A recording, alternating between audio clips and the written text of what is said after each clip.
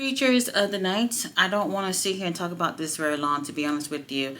There was things that I enjoyed about this show, but then I think overall, by the end of the show, I wasn't feeling it, and I feel like a lot of people might feel the same way about the show as well.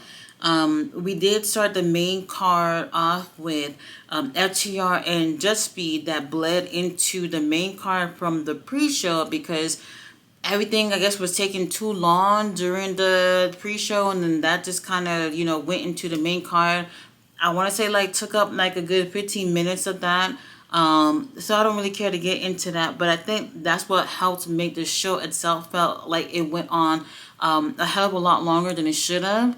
The opening match, or what should have been an opening match for the pre-show, was Tekla versus Jamie Hayter, which I thought was a great match. I'll be honest with you and say, aside from the fact that I was happy that these girls have, that time on a pay-per-view, I don't think that it was actually needed to be on the pay-per-view. They did great, but it's just kind of like, well, where are we going with this? Obviously, they're going to be having a match at Blood and Guts. They haven't had any more people join them for their teams, and it's just somebody got to take the win here, and then we're going to move on to the bigger story, which is obviously Blood and Guts. So honestly, I don't think that this was actually needed for a pay-per-view, but I'm really happy that they got that spot, and I would love to see more often, Tony Khan, that the women, whether a title is involved or not, to have TV time on a pay-per-view. Jamie Hayter takes the win, and for me, I really felt like because Blood and Guts is coming on, it didn't even really matter which one of the two ended up winning. Queen Aminata came on out there to hug up on Jamie after her win, while we had the Sisters of Sin that were standing out there looking pretty menacing, looking at Queen Aminata and Jamie Hayter. So we got to pick things up in terms of the storyline before their cage match in a few more weeks. Okay, probably my favorite match of the night, Jurassic Express versus the Young Bucks. The Young Bucks, they came out there, no music. They showed all their expenses of everything that they bought with the 500K, and they had like $32 left in their account, which is funny. Oh my gosh, the intensity of this match, it was so much fun. Both of these teams are just, they're so different, but their chemistry was just so good. I think for me, based off the performance from top to bottom, I think this was my favorite match of the night, and I was just like, holy shit, I don't know what's gonna come on after this, but they got a hell of a match to be going after, and I thought that this was done really well. To be honest, the story that's going on with them, I don't really give a fuck about. But the work that they put in, the crowd was just going crazy for Luchasaurus, and it was so great to see him just healthy and in the ring and looking so good with Jack Perry. They had so many countouts in this match. I couldn't even tell you. I think unnecessary, to be honest with you, but that did help with getting people like at the edge of their seats in terms of which team is going to win. There's 500K on the line, so it's believable. Like if you were in the match for 500K, you're going to do everything in your power so that you can win. And I thought that this match was awesome. However, Jungle Express ended up taking the, is that the name? Lucha Express? No, Jungle Express, isn't that the name? Whatever. Luchasaurus and Jack Perry ends up taking the win, and they win the 500K. They end up taking the money. Looked like they were gonna give them a couple of dollars to the Young Bucks. But then Mark Davis came on out there. Is it Hedgie said who came on there? Mark. Josh and Lance, they came on out there. They were stumping out on fucking, what's his name? Jurassic Express. There we go, Jurassic Express. Why did I say Jungle Express? They were stumping them out, and then the Young Bucks, they were walking away, and they turned around, kind of looked like maybe we should do something, and they weren't gonna do anything, so they started walking away, and then Kenneth, by God, Omega with them jeans. Oh my God, that's my favorite look from Kenny. When he be wearing them jeans, no shirt. Anyway, he goes on out there. to help Jurassic Express. And obviously Kenny Omega's out there, so everybody's scattering like flies. At first, Kenny was trying to, I don't want to say convince, but he kind of gave that look to the Young Bucks like, hey, let's go take them down together. And they didn't want to, so Kenny went over there and got it done on his own. So I know everybody in St. Louis was happy to see Kenny. I was at home and happy to see Kenny. So it was great to see him over there. But it's kind of interesting to see like where are things going to go from the Young Bucks, because they do look like, hey, like luck is not on our side. And maybe if we're the good guys, we'll have our luck coming back to us. I don't know. This match was absolutely amazing. Okay, so after this, we had trios. We had a Hurt Syndicate versus Gates of Agony. While I enjoyed this match, and I actually enjoyed the feud with them, I don't think this needed to be on the pay-per-view. And I think one of the reasons why people may feel like this didn't need to be on a pay-per-view is because we've already had them on Dynamite before. You know what I mean? And when you think of pay-per-views, you kind of want to see something where in terms of I've never seen it before, or the story itself have gone to like another level in terms of a feud. And I don't think that the story itself had got taken up a notch to the point where this had to be on pay-per-view. But I don't mind seeing beautiful men's on the pay-per-view. So I was okay with it. But overall, by the time it was done, I was like, we didn't do this. We didn't really need to do this. Maybe they could have had their rematch at like Full Gear. Like if we took it up a notch, hell of a lot more notches with the story, then I would have been okay with it being like on the next pay-per-view. But not too much has happened in between the time that they had their last match. Literally, what was it, like a week ago or 2 weeks ago on Dynamite? So there could have been more effort in terms of the story itself, but I thought that they did well. Hurt Syndicate, they ended up taking the win. They lost. Did they lose last time? Whatever the situation is, they lost last time on the pay-per-view. That's what it was. They lost last time on the pay-per-view. So this time they end up taking the win, which I did think was going to happen. To be honest with you, this is the Hurt Syndicate that I wanted to see since the very beginning that they came over here, which is them being able to be in feuds. Yeah, I hear that word, feuds, and putting teams over even when the teams lose. Do y'all not realize that, like, how big this has been, especially for Gates of Agony? This is what you want. Like, people are taking notice of Bishop Khan and Tony Leon. I've been rocking with them since day one. Since day one, they was in Ring of Honor. I've been telling y'all, like, they are amazing. And finally, people are seeing more of these guys. And I don't think that it would have happened if they didn't pair them up with Ricochet and then have them feud with the Hurt Syndicate. This is why we need teams like the Hurt Syndicate around veterans to help boost these young guys up on the roster. After this TNT title on the line, Mark Briscoe versus Kyle Fletcher. Five. The fifth match that they've had in less than a year.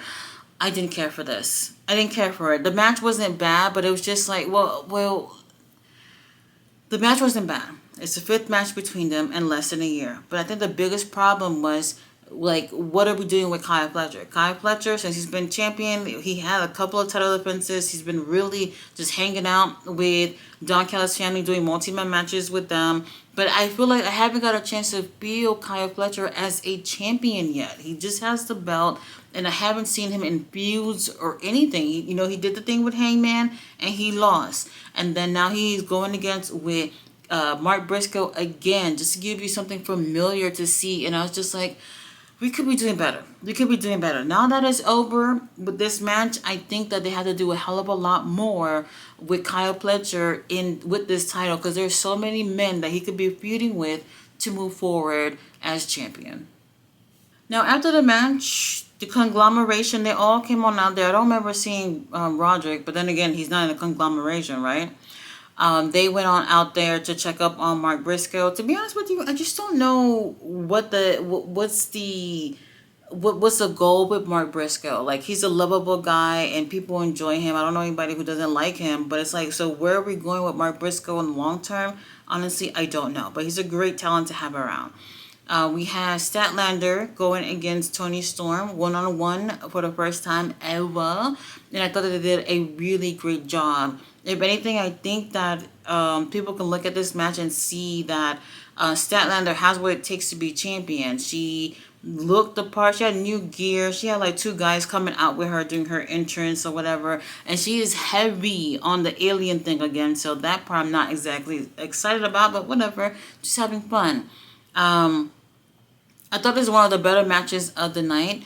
And if anything, Toni Storm definitely made her look like, hey, this is your champion and she should have the title.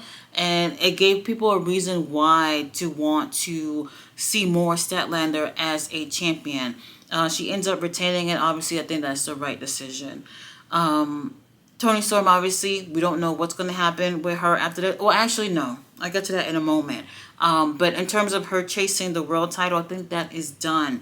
After the match, right when Statlander is celebrating, here comes Mercedes, who interrupts her celebration and basically told Statlander to get the step in, that she's next and she's going to have her match. For those of you who didn't watch CMLL on Friday night, she had her match with Persephone for the CMLL women's title. Unfortunately, she did not lose that title. After the match, she said that she wanted to go against someone who's already a champion, a woman who's already champion. And a lot of names have been thrown out since before the show. And right before the match started, it hit me. Mina Shirakawa. And then, sure enough, Mina Shirakawa come out there. And I'm going to tell you something. I think this is where the shift of the show changed in terms of the vibe. For me, and a lot of people in the chat felt the same way too, that they added another match already to a show that felt long. The pre-show match that they had with FTR and Jet Speed, that whole match pretty much took place on the main card. And at this point, it was like, another match? Okay.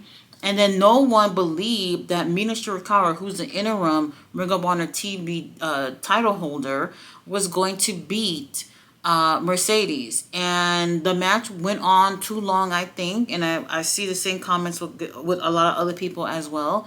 And she ends up beating Mina Shirakawa.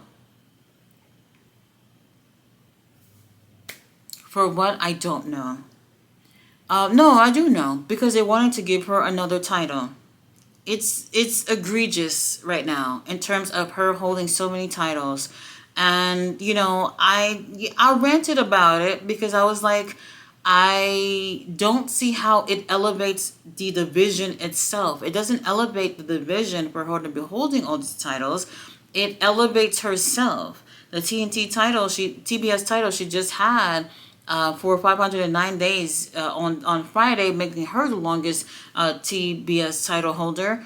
But what has that done for the division? It hasn't done anything for the division. Like, I really think people should pay attention and look. Like, you can be happy about her holding all these titles and say, look at her, she's a champion, she got all this or whatever. That's one thing. But we have to be honest and look at what has happened with these divisions of all the titles that she's had. Most of the titles that she's had, she's only won them and haven't even defended them. And then the others, it's like, all right, she has these titles and had at the most, outside of the TBS title, the other title that she's defended the most was the Undisputed Rev Pro Women's title, which was only 2 title defenses. Oh, no, CMLL, two title defenses as well. How does that make that she's elevating the women's division in wrestling? She's only winning titles, and she's getting some of these promotions, a little bit of traction in terms of people going to watch her perform there, but she's only performing there one time or twice at the most. And honestly, I don't see how that helps. I love Mercedes. I think she's an amazing wrestler. I don't see how that is progressive for all the women as a whole. And this right here is when the show started to feel like a different vibe for me. Now, Mercedes, as she is celebrating, Statlander came and interrupted the entertainment. A little later on, we start to see that Mercedes is just like, oh, basically have some words for Statlander and basically saying, hey, at Full Gear, put that motherfucking title on the line. So it looks like we're going to get that. And then we also have Mina Shirakawa and Toni Storm, who meets each other backstage while Toni Storm is crying. Then Mina start crying, and now they look like they're going to be a tag team. And Toni Storm, not Toni Storm, Tony Khan has put that there's going to be 4 women team to go for like a tournament for the AEW tag titles for the women. And I swear to God, if it's going to be Toni Storm and Mina Shirakawa to be the first ones to win it, I might just stop watching this shit. Okay, another fun matchup. We had the tag titles on the line. We had Brodito going against Takeshita and Okada. Okada and Takeshita been beefing, but Yasi, our boy Takeshita, coming out there with the IWGP World Heavyweight title, and he looks good. It looks better on Zack Sabre Jr., but we're just gonna have to do what we got now. From the moment they started the match, they had problems. So I think it was hard for, at least for me, I don't know about anyone else, but I felt like the problems, the constant bickering and tagging and all that shit, like there was issues and they weren't on the same page for a while now. And in this match, it just wasn't working. The match I thought was great, and yes, they got a story to tell with them not being on the same page, but that made it hard to believe that they would actually win. This was a really fun matchup. I think Brodito as a team is just fucking amazing. And I want to see more of them. But the more that I want to see more of them, the less that we see Bandito as Ring of Honor World Champion. They end up taking the win. Surprise, surprise. I had predicted that Brody would be pinning Okada. But it didn't do that. It was Bandito that pinned Okada. I knew Takeshita wouldn't get pinned. There's no way that was going to happen.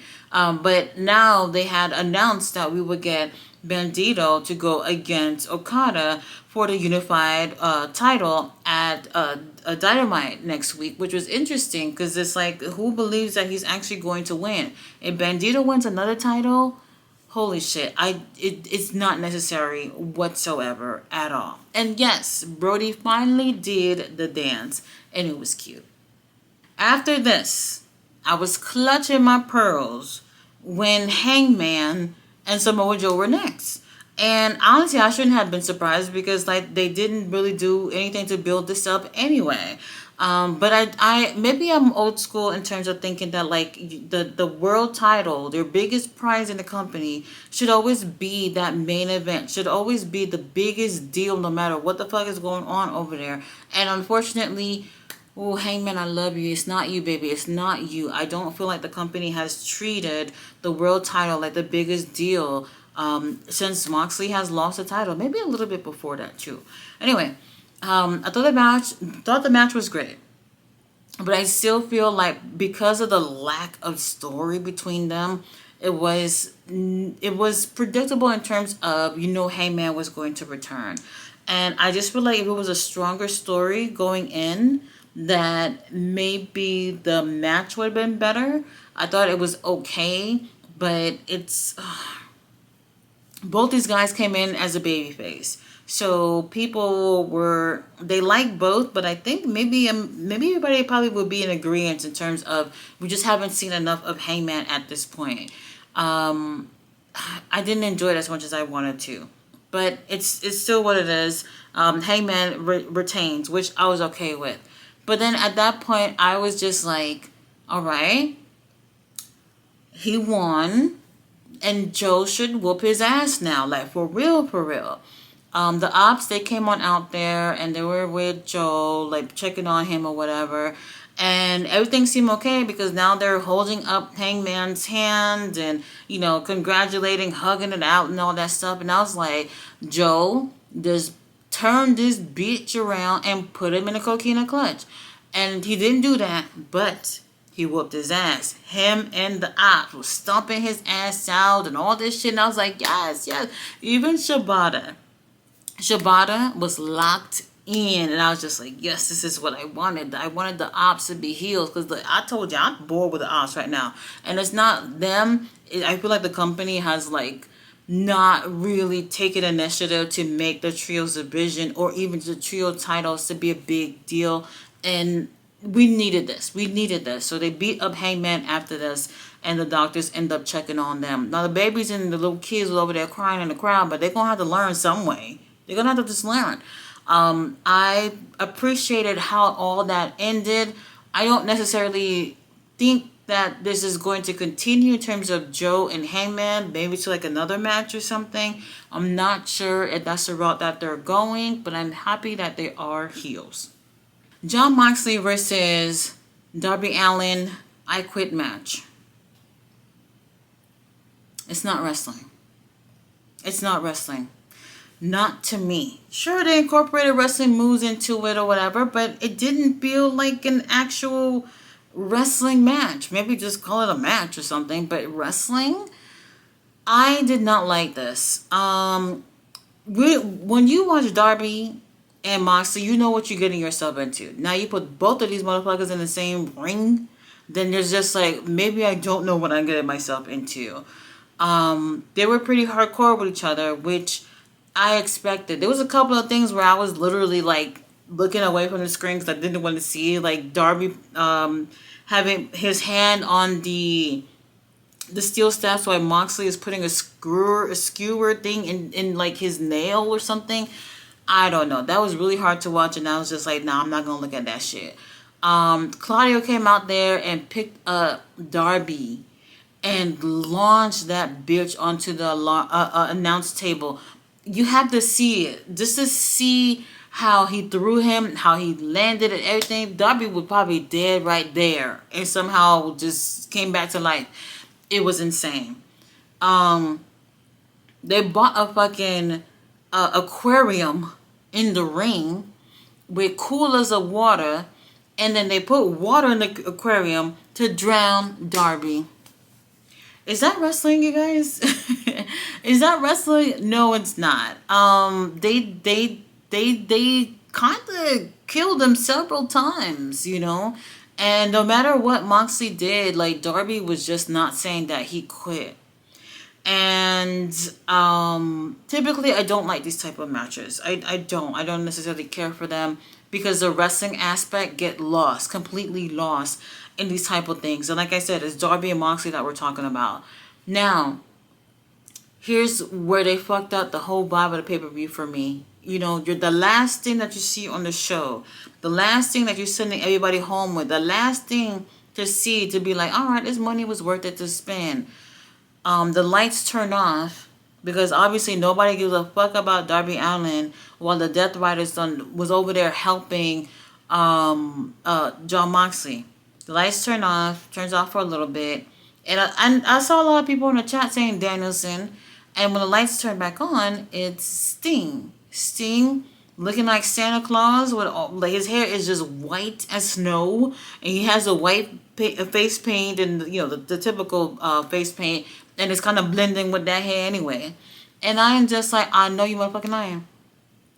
I know you motherfucking lying. Like, y'all can't let that man retire. He comes on out there with the baseball bat and pretty much attacks everybody with the bat, and even picks up Marina over his shoulder and take it to the back so that now that it could literally just be Darby and Moxley again. But right before he left, he broke the aquarium with the bat. And like you can see like the glass and the water got onto the mat, but the aquarium itself wasn't broken all the way. So like there's big pieces of glass, and I was like, if anybody slips, one wrong move, somebody's fucking neck is gonna just split open or whatever, and then people just gonna bleed to death. Like it got to a point where it's just like, this is getting dangerous. One wrong move, it will get dangerous. The shit that Moxley put Darby through. And the things that we've seen that Moxley do throughout his career, crazy shit that he's done. That Tony Khan's gonna do this bullshit of having Jonathan Moxley, being choked out with the AEW flag that Darby put on Mount Everest for a couple of minutes, and then just thinking about it gets me upset. He puts Jon Moxley in a weak-ass Scorpion Deathlock. And almost immediately, I don't want to say immediately, maybe a couple of seconds went by, and Jon Moxley tapped.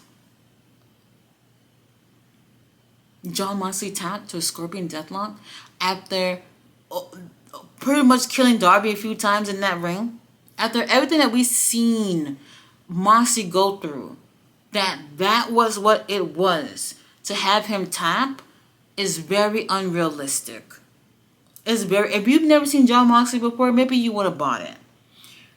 And even no, I don't even want to say that because of how crazy Moxley was throughout this whole match. He was spanking Darby Allin with a belt until he just like, man, this guy just, he's not even hurt. His back was so fucked up. Darby's back was so fucked up, it's insane. And for it to take that, not believable. That ruined the whole thing, to be honest with you. Because, like, people want to believe what they are seeing. And I don't think that the ending of this match was thought out. I don't think it was thought out at all. It just wasn't wrestling for me. There was parts of it where it's just like amusing because obviously it's dangerous shit going on and they're kind of killing each other. But I don't call it wrestling. And honestly, I didn't care for it being the main event. I personally didn't feel like, oh, for the main event, I was just thoroughly entertained. I just didn't feel that way, you know. Overall, I thought the show was okay, but like at some point, it's just shift. Something about it just shift in terms of the vibes. Best match of the night, I would say, surprise, surprise, would be Jurassic Express going against the Young Bucks. I thought it was excellent. I loved it. I loved it a lot. The company, they need to turn it down in terms of how long the pay-per-views are. They're long and there's a lot of matches and everything just go back to back, back to back, back to back, back to back. Like you don't get a chance to get up and get your snacks or anything.